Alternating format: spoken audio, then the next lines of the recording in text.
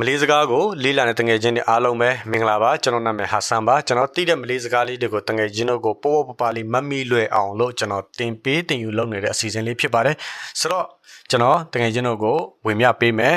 ပထမဆုံးအနေနဲ့အလင်းရောင်တောက်ပတာเนาะ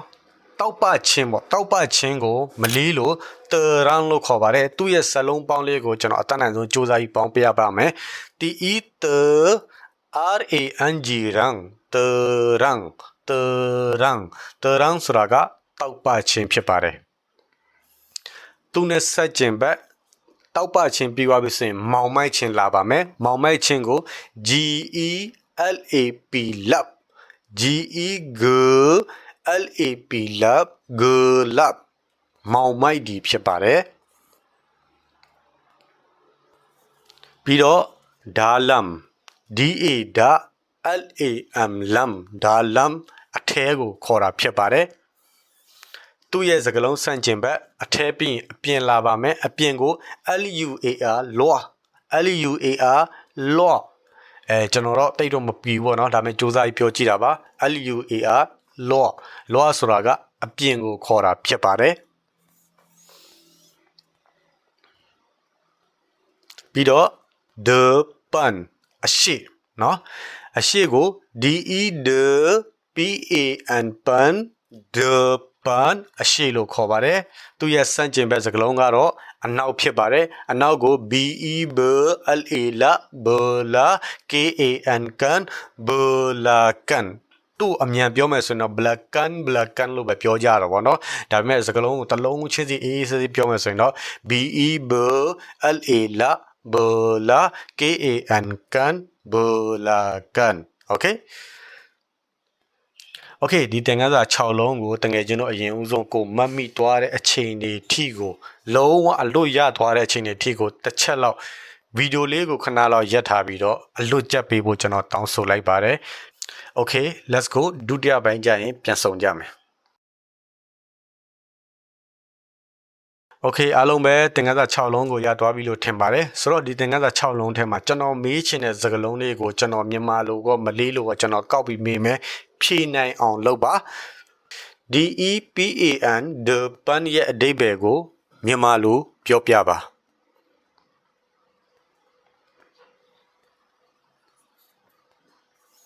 တောက်ပါဒီကိုမလေးလိုဘယ်လိုခေါ်လဲဆိုတာလေးကို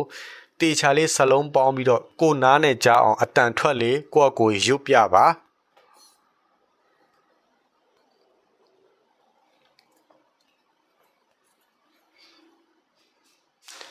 G E L A P ရဲ့အတန်ထွက်ကိုမလေးလိုဘယ်လိုအတန်ထွက်ပါတယ်လဲ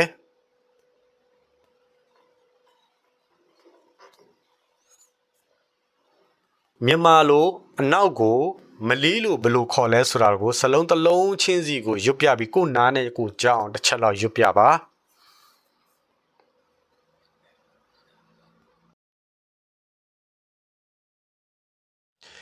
L U A R လောရဲ့အဓိပ္ပာယ်ကမြန်မာလိုဘယ်လိုခေါ်ပါတယ်လဲတစ်ချက်လောက်ပြောပြပါ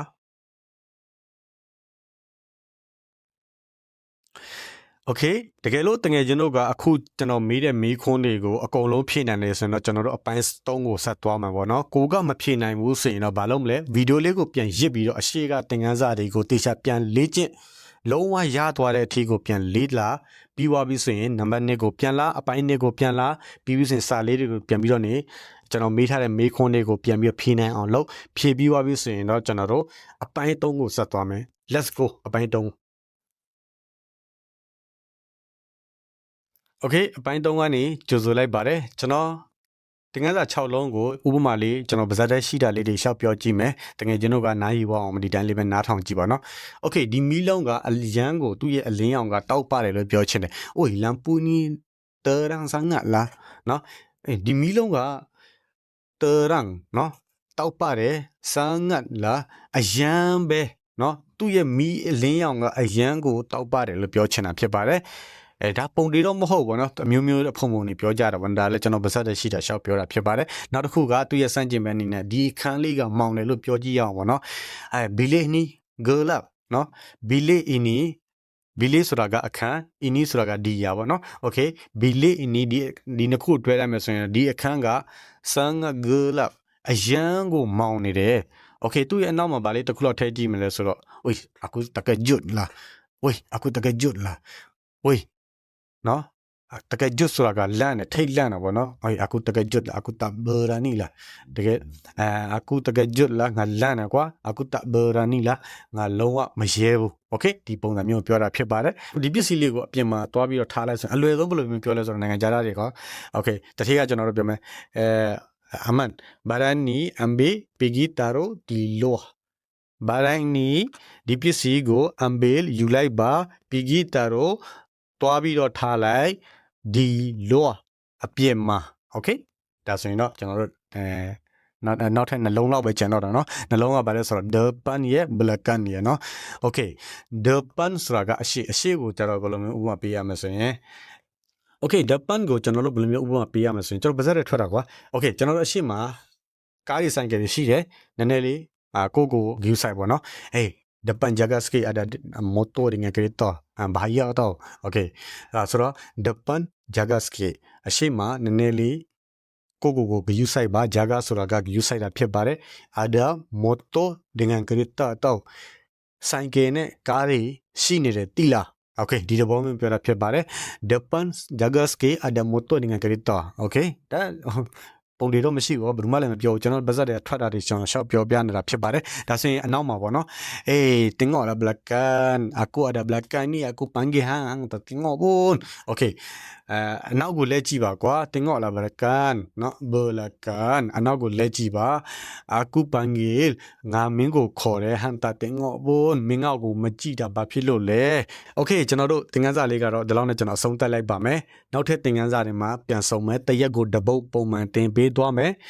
ဒီလိုမျိုးကိုတိထားတဲ့စကားလုံး6လုံးကကိုအရှိကလူတယောက်ကစကားပြောနေတဲ့ခါမှာ तू ကဘယ်လိုနေရာတွေမှာတုံးသွားလဲ तू ကဘာတွေစကားလုံးနဲ့ဆက်ပြီးတော့တွဲနေလဲဆိုတော့ကိုရဲ့အညံနဲ့လဲကိုကလိုက်ပြီးတော့နေစင်မြန်မာတွေဆိုတာကအရန် brain ပြေးတယ်ကွာတခုတစုံတစ်ခါကကြရင်တစ်လုံးမှနားမလိမ့်တော့မ तू ဘာယူခိုင်းလဲဆိုတာကိုသိနေတယ်အဲ့လိုမျိုးလုံးဝเนาะတကယ် Einstein လို့အုံတော့မျိုး okay bye bye နောက်ဗီဒီယိုမှာပြန်ဆုံမယ်ဘာမှစိတ်အားမငယ်နဲ့ကျွန်တော်တရက်ကို6လုံးလေးအေးဆေးလေးပဲကြောက်ပါလဲเนาะတလားလောက်ဆိုရင်တော့လုံးဝဆရာကြီးဖြစ်သွားမယ် okay bye bye